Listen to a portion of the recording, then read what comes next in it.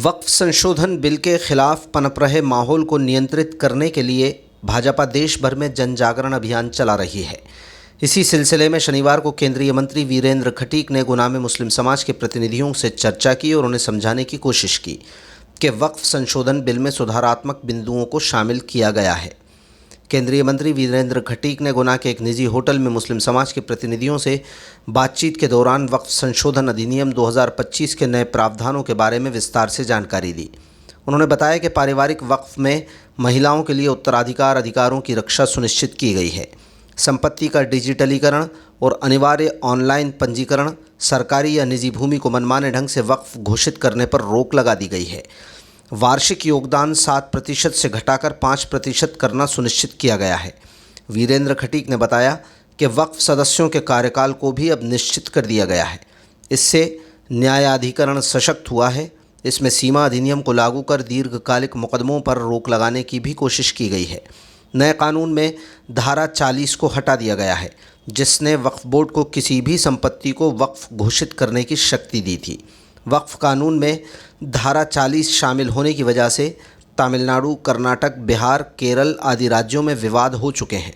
खटीक के मुताबिक कानून में संशोधन वक्फ प्रशासन को अधिक पारदर्शी, उत्तरदायी, समावेशी और कानूनी रूप से सुदृढ़ बनाने की दिशा में कदम है। साथ ही धार्मिक उद्देश्यों का सम्मान भी बनाए रखता है। जन जागरण अभियान पूरे देश में चलाया जा रहा है और उसी श्रृंखला में आज यहां पर गुना में आने का अवसर प्राप्त हुआ। प्रेस वार्ता में आने के पहले नीचे मुस्लिम समाज के हमारे भाइयों बहनों के साथ में उनके समान समाज के इमाम और जो उनके प्रमुख होते हैं उन सभी के साथ में एक संगोष्ठी भी आयोजित की गई, जिसमें जो वक्फ संशोधन बिल है ये इस्लामी कानून के अंतर्गत एक अपरिवर्तनीय धर्मार्थ निधि है। 1995 में जो इसको मान्यता प्राप्त विनियमित किया जाता है और इस इस्लामी कानून के तहत जो पवित्र धार्मिक और धर्मार्थ कारण से किए गए सभी दान इसमें शामिल होते हैं। विडंबना ये रही कि वक्फ बोर्ड की जो संपत्तियां हैं उन संपत्तियों का कोई विधिवत रूप से रखरखाव, केंद्रीकृत उनका डाटाबेस, ये कुछ भी नहीं रखा जाता था।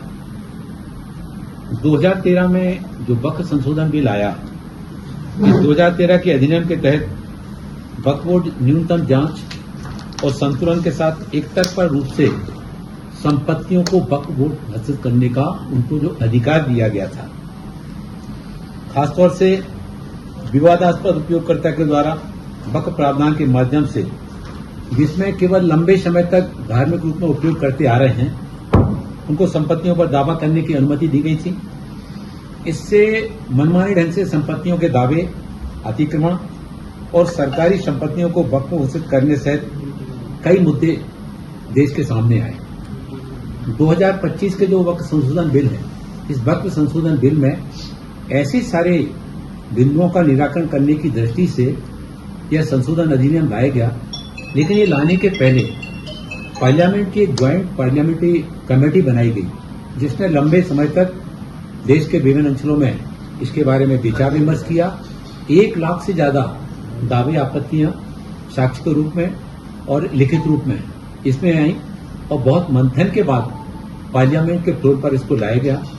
पार्लियामेंट में लोकसभा और राज्यसभा दोनों के फ्लोर पर इस पर गंभीर रूप से विचार विमर्श हुआ और जो वर्तमान अधिनियम आया, इसमें वक्फ प्रबंधन का जो प्रबंधन है, इस वक्फ प्रबंधन में पारदर्शिता और जवाबदेही सुनिश्चित करने का इसमें प्रावधान किया गया। साथ ही केंद्रीकृत डाटाबेस बनाने का इसमें निर्णय लिया गया, जिससे कि वक्फ की संपत्तियों को एकजाई रूप में देखा जा सके, उसके बारे में जानकारी प्राप्त की जा सके।